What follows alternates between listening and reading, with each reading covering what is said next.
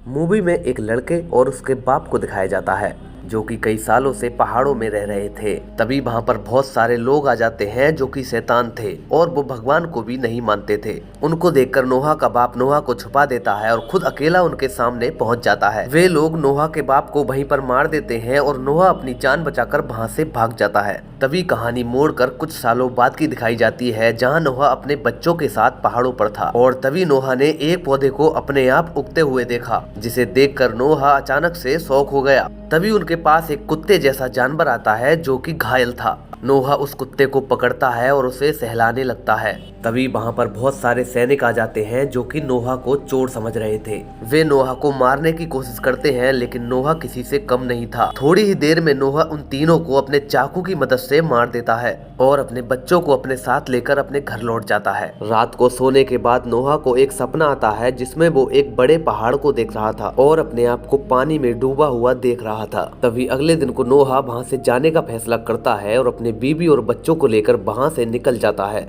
वो सब उस रास्ते से जा रहे थे जो कि पूरी तरह से बंजर हो चुका था। कुछ दूर पर चलने के बाद उन्हें टूटे हुए झोंपड़े दिखते हैं जहाँ से रोने की आवाज आ रही थी। वे वहाँ जाकर देखते हैं तो एक छोटी सी बच्ची रो रही थी जिसके पेट में चाकू लगा हुआ था। नोहा उस लड़की को पालने का फैसला करता है और अपने साथ ले जाता है। तभी पीछे से बहुत सारे सैनिक आ जाते हैं और नोहा के साथ उसके परिवार वालों का पीछा करने लगते हैं। नोहा अपने परिवार वालों के साथ एक ऐसी जगह पर चला जाता है जहाँ पर पूरी तरह से काली जगह थी। उस काली जगह में पहुंचने के बाद एक पहाड़ जैसा आदमी खड़ा हो जाता है जिसे देखकर सारे सैनिक तो डर के भाग जाते हैं और नोहा वहीं पर बेहोश हो जाता है। और अगले सीन में जैसे ही नोहा की आंख खुलती है तो वो अपने आप को पहाड़ों के बीच कैद पाता है और उस पहाड़ों के चारों ओर पत्थर के और भी कई सारे आदमी थे जिन्हें देखकर नोहा समझ रहा था कि वो किसी और दुनिया में आ चुका है। जैसे ही रात होती है तभी नोहा के पास एक पहाड़ जैसा आदमी आता है और वो नोहा को वहाँ से बाहर निकालने का वादा करता है। नोहा उस पहाड़ जैसे आदमी के पीछे पीछे अपने परिवार को लेकर जाने लगता है। पहाड़ आदमी नोहा को बताता है कि हम एक आकाश के द्वारा पैदा हुए थे और भगवान ने हमें इंसानों की मदद के लिए धरती पर भेजा था, लेकिन एक इंसान के अलावा बाकी दुनिया के सारे इंसानों ने हमें मारने की कोशिश की और जिस इंसान ने हमें बचाया हम आज भी उसके एहसानमंद हैं। और वो पहाड़ उस आदमी का नोहा को नाम भी बताता है। तभी नोहा बताता है कि आप जिसकी बात कर रहे हैं वो मेरे पिता थे और नोहा उनसे बताता है कि भगवान ने मुझे भी तुम्हारी मदद करने के लिए चुना है। तभी नोहा अपने पिता से मिलने के लिए जाता है और पहाड़ को अपने घर वालों की रखवाली के लिए छोड़ कर जाता है। नोहा के पिता एक पहाड़ों की गुफा में रहते थे जो अपना पोता देखकर बहुत ज्यादा खुश होते हैं। नोहा अपने पिता से बताता है कि वो रात को सपने में बहुत सारा पानी और बहुत सारे जीव जंतुओं को देखता है। नोहा के पिता नोहा से बताते हैं कि तुम्हें भगवान ने इन सब की रक्षा के लिए चुना है और तुम्हें किसी भी हालत में इन सब की रक्षा करनी होगी। नोहा के पिता नोहा के जाते समय उसको एक बीज देते हैं और रात को बोने के लिए कहते हैं। नोहा वो बीज लेकर अपने बेटे के साथ वापस घर लौट आता है। वहाँ से आने के बाद नोह रात में उठता है और उस बीज को जमीन में बो देता है। अगले दिन को जैसे ही नोहा की आंख खुलती है तो वो देखता है कि जो पहाड़ जैसा आदमी नोहा का साथ दे रहा था उसके जुर्म में उसके साथ वाले लोग उसे पकड़ कर ले जा रहे थे। तभी अचानक से वहाँ से पानी निकलने लगता है जहाँ की नोहा ने बीज बोया था और उस पानी के आने से पूरा वहाँ पर जंगल बनने लगता है। धीरे धीरे पेड़ बड़े होने लगते हैं। नोहा ये देखकर पूरी तरह से अचंभित हो गया था और उसके साथ साथ जो पहाड़ी लोग नोहा पर भरोसा नहीं कर पा रहे थे वो भी ये देखकर पूरी तरह से अचंभित हो गए थे। जो सच्चाई नोहा को ऊपर वाले ने दिखाई थी उससे बचने के लिए नोहा उन पहाड़ी जैसे लोगों के साथ मिलकर एक नाव तैयार करने लग जाता है। इधर जंगल का सीन दिखाया जाता है। जिस लड़की को नोहा ने पाला था उससे नोहा का लड़का प्यार करता था, लेकिन वो लड़की के बांझ होने के कारण वो ऐसा नहीं कर पाती थी। तभी वे दोनों देखते हैं कि उनके जंगल की तरफ बहुत सारे पक्षी आ रहे थे जो कि उस जहाज में रहने के लिए ही आए थे। सारे पक्षी जहाज के अंदर आ जाते हैं जिन्हें नोहा की नाव के अंदर पूरी तरह से आसरा दिया जाता है। इनमें से जो नोहा का बीच वाला लड़का था वो एक लौंडियाबाज था। वो अपने पिता यानी नोहा से इस बात का जिक्र कर ही रहा था। तभी सभी लोग देखते हैं कि जंगल के सारे जानवर उनकी नाव की तरफ इकट्ठे हो गए थे और वो भी नोहा की नाव में आश्रय लेने के लिए आए थे। नोहा ये सब नजारा देखकर काफी ज्यादा खुश हो रहा था क्योंकि ऊपर वाले ने नोहा के ऊपर भरोसा जो किया था। दूसरी तरफ उसी जंगल में एक राक्षस भी रहता था जिसने कि पहाड़ वाले आदमियों को नष्ट किया था। वो उस जंगल में आता है तो उसकी नजर नोहा के बीच वाले लड़के पर पड़ती है और वो उसे रिझाने की कोशिश करता है और उसे इनाम में एक कुल्हाड़ी देता है। कुल्हाड़ी मिलने की खुशी में नोहा का बीच वाला लड़का उन सबको नोहा के पास ले जाता है। वो आदमी नोहा के पास पहुंचते ही नोहा से सब कुछ नष्ट करने के लिए कहता है, लेकिन नोहा इस बीच नहीं डरता है क्योंकि उसके पास पहाड़ जैसे लोग काम कर रहे थे। राक्षस उन पहाड़ जैसे आदमियों को देखकर उस वक्त तो नोहा से डर जाता है और वापस जंगल से लौट जाता है। वापस आने के बाद वो राक्षस नोहा को खत्म करने के लिए बड़े बड़े हथियार बनाने लगता है। जैसे ही अगले दिन को नोहा अपनी नाव से बाहर निकलता है तो वह देखता है कि जंगल के सारे बड़े बड़े जानवर उसकी नाव की तरफ आ रहे थे, क्योंकि उन सबको पता था कि नाव के बाहर जो भी रहेगा उसकी निश्चित मौत होगी। नोहा खुशी खुशी उन जानवरों को अपनी नाव में आश्रय दे देता है। इधर वो राक्षस अपने ही गांव में अपनी गांव की लड़कियों पर अत्याचार कर रहा था। इधर वो राक्षस अपने गांव की सभी लड़कियों को एक एक करके मरवा रहा था, क्योंकि वो राक्षस उन्हें पकाकर अपने लोगों को खाना खिलाता था ताकि उनमें जान आए। नोहा को ये देखकर काफी ज्यादा क्रोध आ रहा था, लेकिन वह कर भी क्या सकता था। उस राक्षस के गाँव के लोग जिंदे जानवर को काट काट कर मार मार कर खा रहे थे। अगली सुबह होते ही नोहा अपनी नाव में वापस लौट आता है, लेकिन नोहा के बीच वाले बेटे को लगा था कि उस गांव से उसके पिता उसके लिए कोई लड़की लाए होंगे और इसी बात पर बाप बेटे के बीच बहस हो जाती है और वो लड़का वहां से उसी गांव की तरफ भाग जाता है।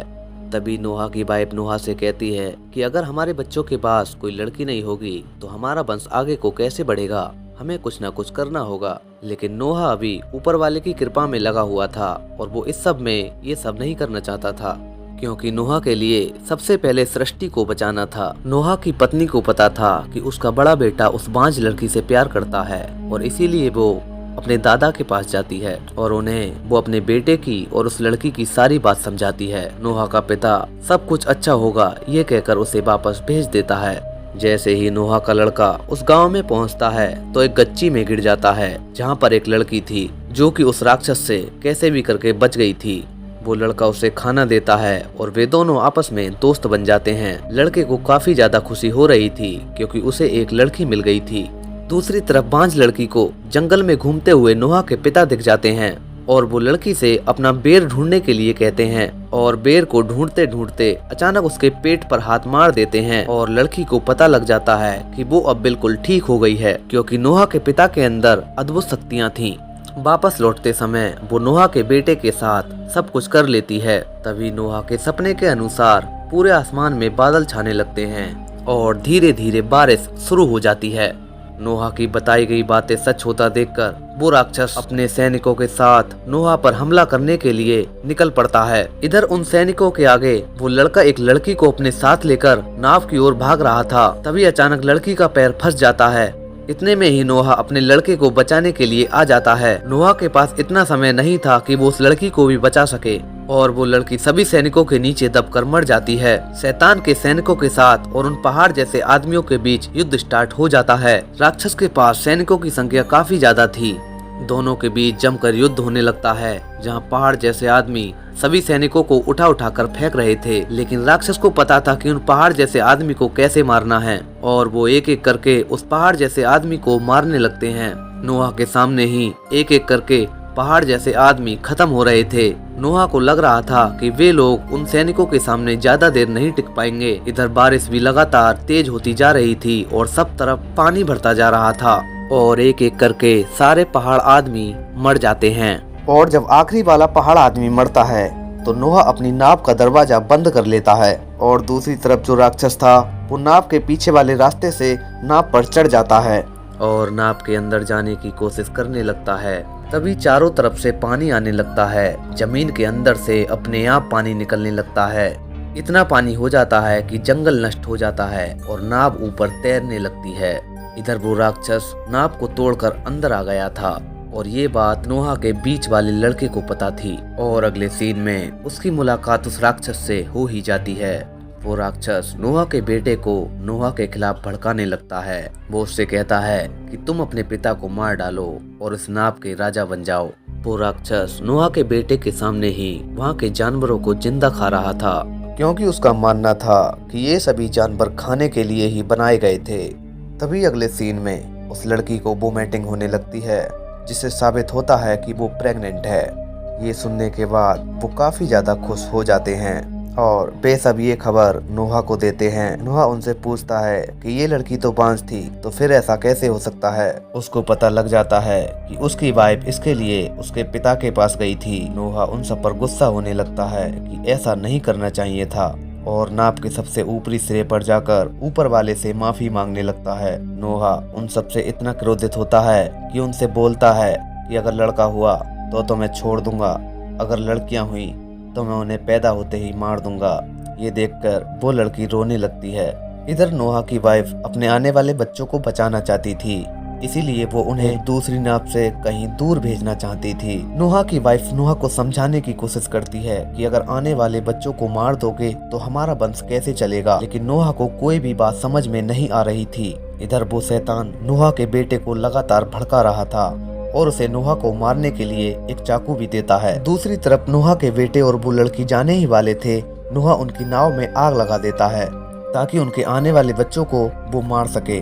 और तभी अचानक लड़की के पेट में दर्द उठने लगता है। तभी नोहा का बीच वाला बेटा नोहा को अपने जाल में फंसाने के लिए बुला कर ले आता है। सभी जानवर आपस में एक दूसरे को खा रहे हैं। इतने में ही वो शैतान नोहा पर हमला कर देता है और उसके बेटे से नोहा को मारने के लिए कहता है, लेकिन अचानक से नोहा के बेटे का मन बदल जाता है और वो उस शैतान के ही चाकू मार देता है। उस शैतान को मारने के बाद नोहा को पता लगता है कि नोहा के बेटे के 2 लड़कियां हुई हैं और वो उनको मारने के लिए नाव की छत पर जाने लगता है, जहाँ की वो लड़की अपने हाथ में दोनों लड़कियों को मरवाने के लिए खड़ी थी। लेकिन जैसे ही नोहा उसे मारने की कोशिश करता है, वो चाहते हुए भी उनको नहीं मार पाता है, क्योंकि अपनी दोनों पोतियों के मुंह देखकर उसका प्यार उमड़ आता है और उन्हें मारने से छोड़ देता है। तभी अगले सीन में नोहा के परिवार वालों को धरती दिख जाती है और वो उसी धरती पर अपना जीवन यापन करने लगते हैं, जहाँ नोहा का सिर्फ एक ही काम था, उसे दिन रात दारू पीना। तभी अगले दिन को नोहा का बीच वाला बेटा एक लड़की की तलाश में दूसरे गांव में जाने लगता है। उस धरती पर धीरे धीरे सभी जानवर, सभी पक्षी आने लगते हैं और आखिरकार नोहा अपनी पत्नी के पास आता है और आकर माफी मांग लेता है और दोनों आपस में गले मिलते हैं। अगले सीन में नोहा अपनी दोनों पोतियों को अपनी शक्ति दे देता है ताकि वो दोनों उनके वंश में आ सकें